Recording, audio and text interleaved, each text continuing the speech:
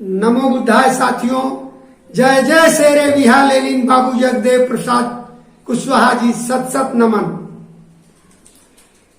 मित्रों, आज बाबू जगदेव प्रसाद कुशवाहा जी के इस अवसर पर उनके बारे में, उनके क्रांतिकारी कार्यों के बारे में जानने, सुनने, समझने के लिए हम प्रस्तुत हुए हैं।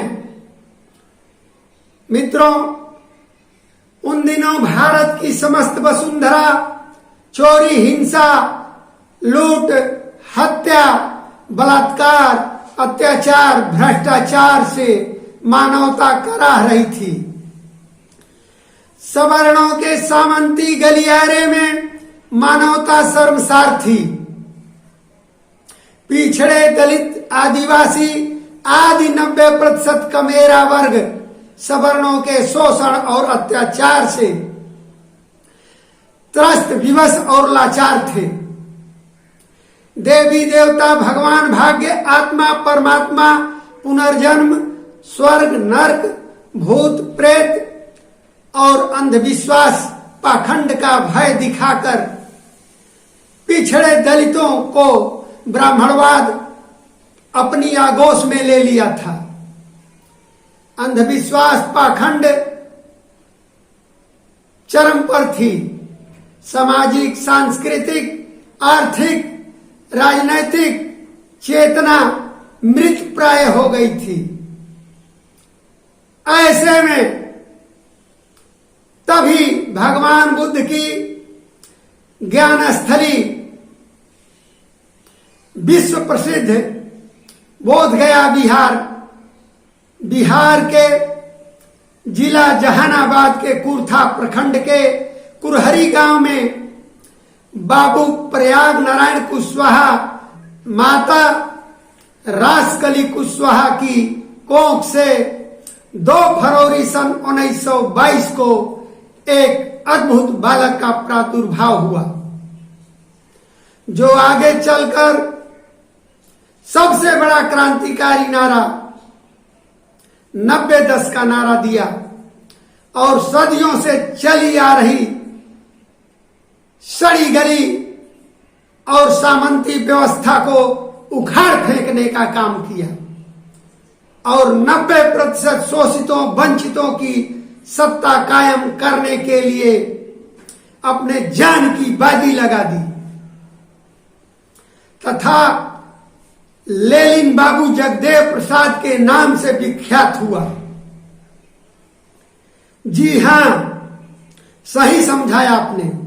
सम्राट अशोका राज्य की शासन प्रणाली को आजादी के बाद सामाजिक और राजनीतिक पृष्ठभूमि पर उनका सच्चा सपूत बाबू जगदेव प्रसाद कुशवाहा ही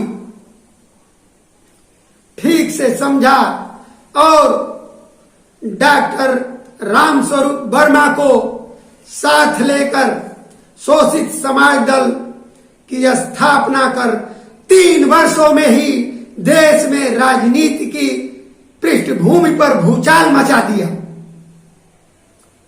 मित्रों, बाबू जगदेव की क्रांति 10% सवर्णों को रास नहीं आई और उन्हें शहादत देकर शहीद बना दिया।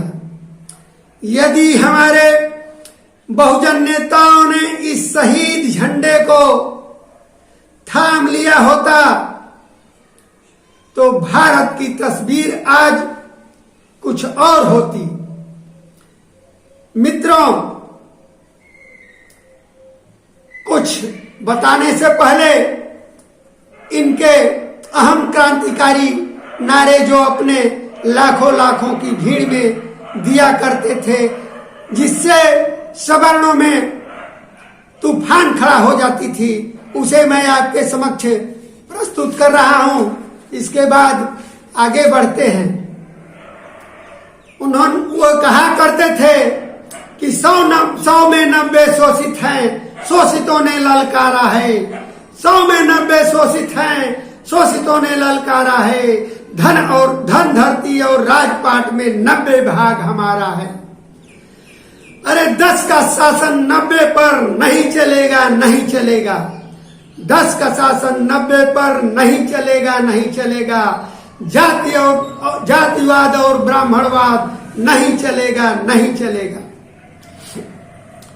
कहा करते थे कि पहली पीढ़ी मारी जाएगी, दूसरी पीढ़ी जेल जाएगी और तीसरी पीढ़ी राज करेगी। जीत अंततोगत्वा हमारी ही होगी। चपरासी हो या राष्ट्रपति की संतान, चपरासी हो या राष्ट्रपति की संतान, सबको शिक्षा का एक समान ज्ञान। जिसमें समता की चाह नहीं, वह बढ़िया इंसान नहीं। अपना स्वामी मैं खुद ही हूं, मेरा कोई भगवान नहीं। और इससे भी बड़ा क्रांतिकारी नारा दिया करते थे कि अब की सावन भादों में गोरी कलाई कादों में। कादों का मतलब होता है गोरी कलाइयों में, कादों का मतलब कीचड़ होता है। यानी वो कहा करते थे कि जब तक से सवर्णों की बहु बेटियों को पिछड़ों दलितों की बहु बेटियों की तरह जगदेव खेतों में नहीं खनकवा देगा, चैन से नहीं जिंदा रहेगा। शहीद बाबू जगदेव प्रसाद और उनके मूल्यों की राजनीति कहीं मार्क्स से भी ज्यादा दृढ़ क्रांतिकारी थे बाबू जगदेव प्रसाद जी। निर्धनता, निरादर और असमानता के खिलाफ संघर्ष करने वालों में पहली पंक्ति में शहीद बाबू जगदेव प्रसाद का नाम शुमार होता है। यो तो निर्धनता के खिलाफ मार्क्स ने भी संघर्ष किया और इसके लिए दुनिया के मजदूरों को एकता के सूत्र में बंधने का आह्वान किया। उन्होंने बताया कि अर्थ ही सारी उन्नति का केंद्र है। इसलिए आर्थिक संघर्ष यानी वर्ग संघर्ष का नारा दिया। आर्थिक संपन्नता में ही सारी संपन्नता निहित है। उन्होंने कहा कि जब आर्थिक समानता आएगी तो सामाजिक समानता अपने आप आ जाएगी। मार्क्स का यह चिंतन दुनिया के स्तर पर अधूरा दिखाई देता है, क्योंकि मार्क्स ने मात्र आर्थिक विषमता के खिलाफ संघर्ष किया था और इसके लिए दास कैपिटल नामक ग्रंथ की रचना की। अपितु बाबू जगदेव प्रसाद ने अंतर्राष्ट्रीय स्तर पर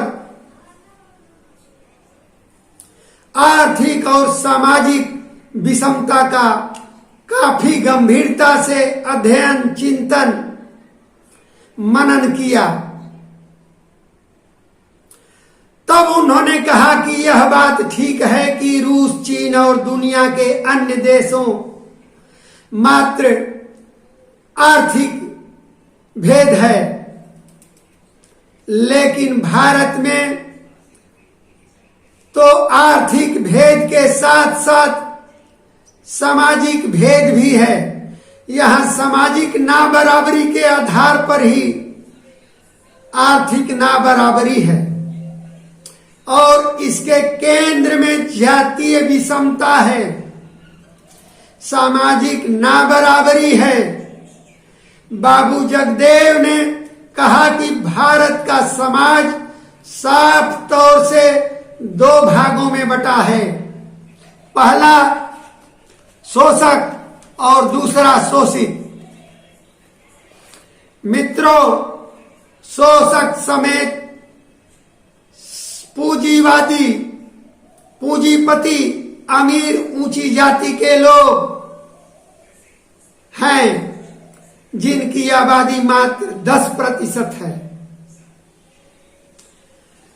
शोषित दल आदिवासी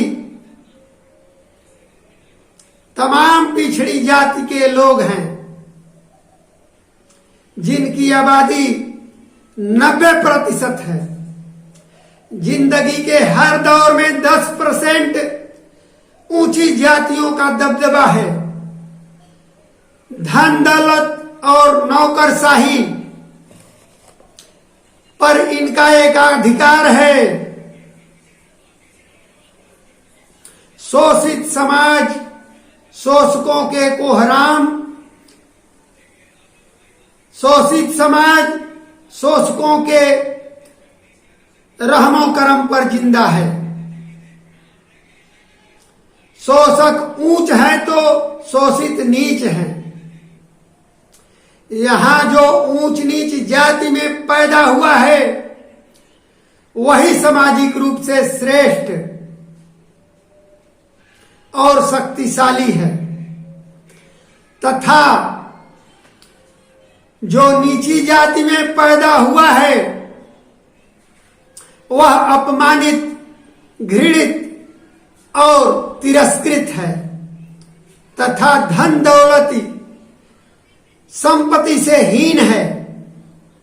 कुल मिलाकर जो जितनी ही ऊंची जाति का है वह उतनी ही ऊंची जाति का है और उसे ज्यादा सम्मान और संपन्न है, तथा इसी के उलट जो जितनी ही नीची जाति का है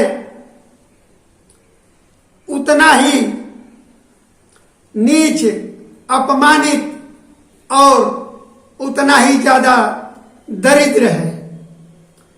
बाबू जगदेव प्रसाद ने बताया कि सम्मान और अपमान जात के साथ नत्थी है। यहाँ की पूजित पोथी भी यह फतवा जारी करती है कि पूज्य विप्र सकल गुणहीना, पूज्य न शूद्र ही वेद प्रवीणा। बाबू जगदेव ने इस बात पर बल दिया कि सम्मान व संपन्नता तथा अपमान और निर्धनता का भेद मिटाने के लिए जातीय भेद को मिटाना अति आवश्यक होगा। जब तक वर्ण टूटेगा नहीं तब तक वर्ग बनेगा नहीं, और जब तक वर्ग बनेगा नहीं तब तक वर्ग संघर्ष होगा नहीं, क्योंकि वर्ण वर्ग बनने में बाधक है। भारत में जब तक सामाजिक क्रांति नहीं होगी तब तक आर्थिक क्रांति हो ही नहीं सकती। जाति के नाम पर खाट से उठा दिया जाता है, उसका स्वाभिमान मर जाता है और वह हक हिस्से की लड़ाई नहीं लड़ सकता। जो स्वाभिमानी नहीं होगा वह स्वावलंबी नहीं होगा। राजनीति में सामंतों और पूंजीपतियों के नेतृत्व को नकारा और शोषित का नेतृत्व खड़ा करने और सामाजिक क्षेत्र में ढोंग पाखंड को नकार कर वैज्ञानिक उपलब्धियों को स्थापित करके सामाजिक विषमता को ध्वस्त करने का संकल्प लिया, जिसके लिए विश्व का सर्वश्रेष्ठ धर्म बौद्ध धर्म द्वारा आचार विचार संस्कार और त्योहार मनाने और संस्कार कराने की आवश्यकता है।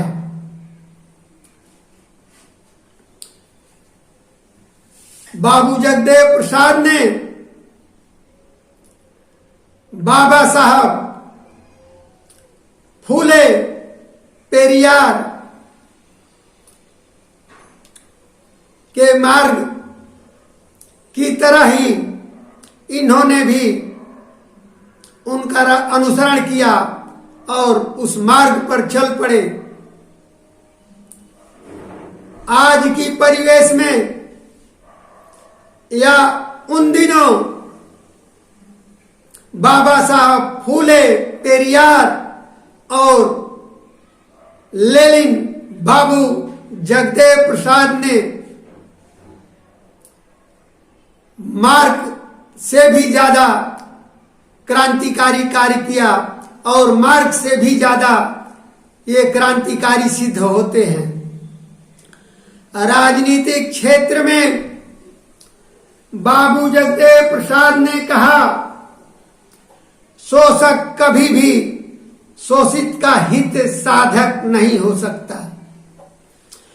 सोशलिस्ट पार्टी में जब सवर्णों ने दलित शोषित हितों की अनदेखी की तो बाबू जगदेव प्रसाद ने सैद्धांतिक तौर पर विरोध किया और 25 अगस्त सन 1967 को पटना के अंजुमन इस्लामिया हाल में शोषित दल नामक राजनीतिक पार्टी का गठन किया और कहा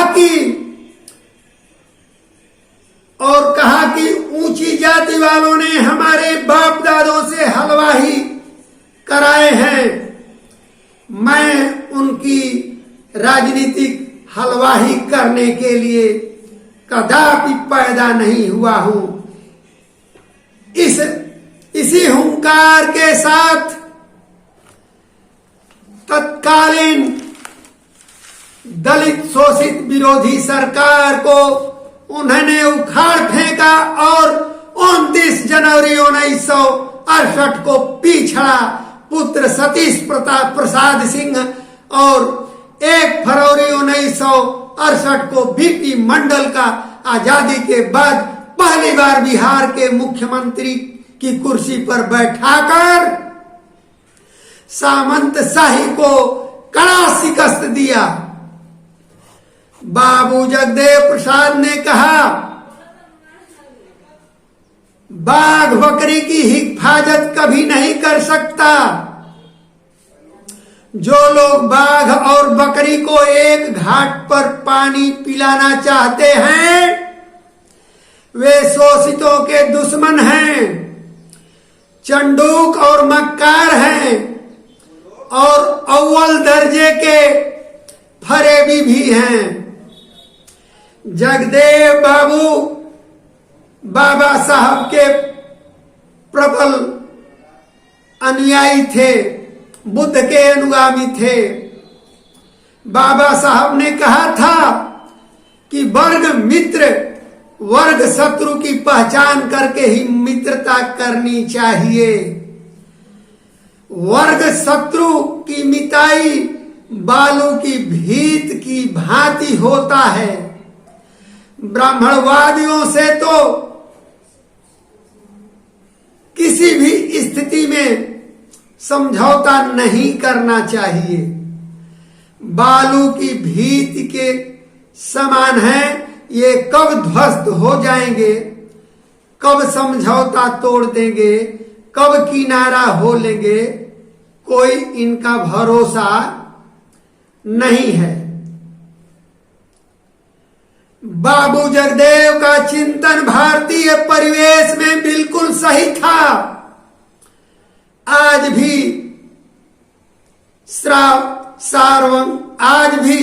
सर्वांगिक प्रासंगिक है और सर्वाधिक प्रासंगिक है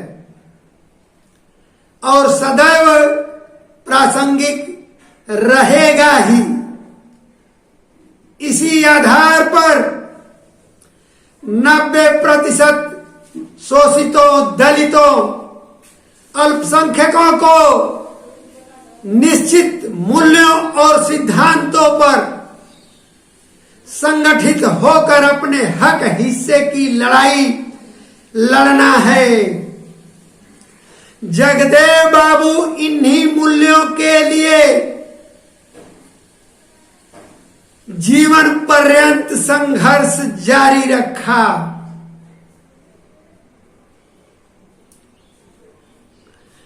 इसकी रक्षा हेतु 5 सितंबर 1974 को 90% दलितों, शोषितों की इज्जत और रोटी के लिए लड़ाई लड़ते हुए कुर्था अरवल प्रखंड पर शांतिपूर्ण सत्याग्रह करते समय कांग्रेसी हुकूमत की गोली से अमर शहीद हो गए। उनके साथ दलित छात्र लक्ष्मण चौधरी भी शहीद हो गए। मित्रों, इसी आंदोलन को तेज करने में गोपाल मेहता, प्रहलाद मेहता, लक्ष्मण मेहता, डॉक्टर मस्तराम देहाती, भगवान दीन, द्वारिका प्रसाद ने अपनी जान की कुर्बानी दे दी। बाबू जगदेव प्रसाद कुशवाहा को सदैव इतिहास के स्वर्णिम पन्नों में याद किया जाएगा। इनकी कुर्बानी बेकार नहीं जाएगी। आज नहीं तो कल इनका सपना साकार होगा। मित्रों, ऐसे महान मनीष का प्रादुर्भाव धरती पर बार बार नहीं होता। आइए हम सभी मिलकर एकजुट होकर उनके अधूरे सपनों को पूरा करने का दृढ़ संकल्प लें। तभी इनकी जयंती और शहादत मनाना सार्थक होगा। बाबू जगदेव तेरा मिशन अधूरा, बाबू जगदेव तेरा मिशन अधूरा। पिछड़े दलित मिलकर करेंगे सभी पूरा। जय बाबू जगदेव प्रसाद, जय शोषित समाज, जय संविधान, जय भारत। सत सत नमन।